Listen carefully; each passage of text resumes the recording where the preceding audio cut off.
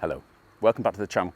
Today I'm expanding on what I was talking about last week and giving you what might be one of the most important drills that you have for a golf swing at all.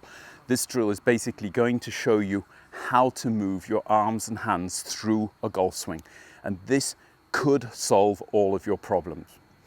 What we're really getting at here is that when you look at your shoulder position in the address position and your shoulder position at impact, they are not the same.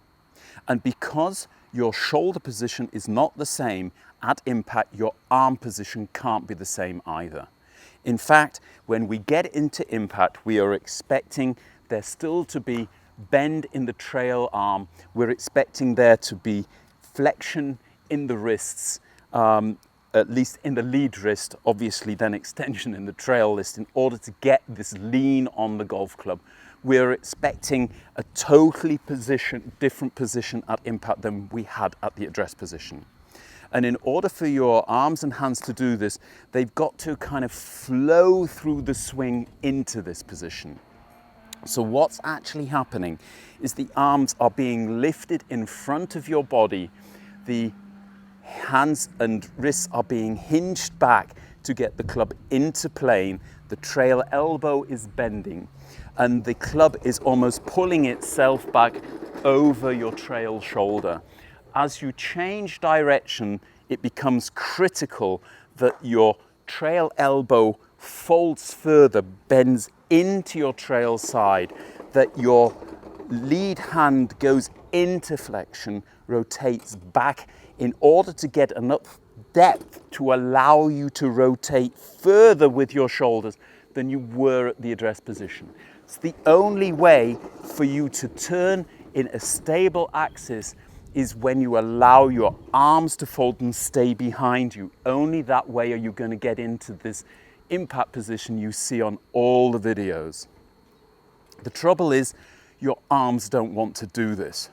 They don't want to do this because they have the feeling of losing control of the path of the golf club. They want to grip the club tighter and force it back onto the ball, sometimes accelerate it back onto the ball rather than allowing it to swing back towards and through the golf ball.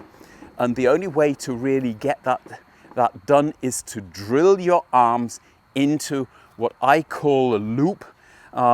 And this is because what's actually happening in your arms is you are lifting them up in front of your chest whilst bending your wrist and trail elbow back, so pulling them across your chest, allowing them to fall down the side of your body, obviously as you're rotating, before extending out to the middle of your chest, going back up and then folding on the other side of the body.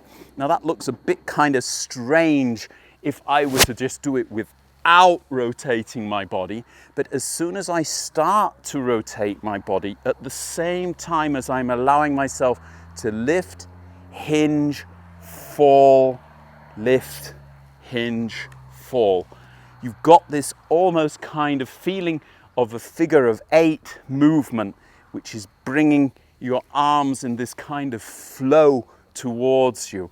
Your trail elbow is going up, out, back, down, forward, up, and over. This kind of feeling is going to get all of your joints doing the right things at the right times. It's going to get you the feeling of your arms being in consistent movement. Rather than getting that kind of feeling I think Faldo described of taking it up, parking it in the garage, and then driving it out through the ball, I would rather have the feeling of it kind of being taken to the top, going around the roundabout at the top, and then coming on the other side, down and through the ball, and around and over my trail shoulder, or my lead shoulder, sorry, in the follow through. Again, this movement, you're lifting and hinging at the same time. Lifting the arms up in front of you while hinging your wrist to get flexion and get the club onto plane. You can more or less say that where your thumbs are pointing is more or less where the shaft's going to go. Then they're coming back over your shoulder. As you start the downswing, the feeling is of the trail elbow folding into your side and your lead wrist flexing back even your trail wrist flexing back further, a little bit of rotation to flatten the club, and then them being pulled around into impact, where you are releasing. There is no holding of angles here. You're letting the club feel as if it's flipping, but because your shoulders are rotated past their starting position, the flip is coming out here and not in front of your body. The reason that you're all getting this flip movement too early is because you're trying to manipulate the arms down and coming from the outside. Your body is trying to compensate for that, and that is actually having exactly the opposite effect. For your body to work correctly, your arms have got to be soft and be able to actually go through this loop.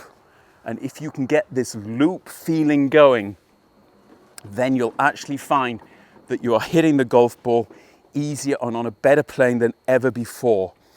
The strange thing about it is that when you watch it on the playbacks, it doesn't seem like you've got as much looping going on as it feels like you're doing. But that's perfectly natural, and it's a reason that nobody's really talking about it, because you don't see it, but you certainly should feel it.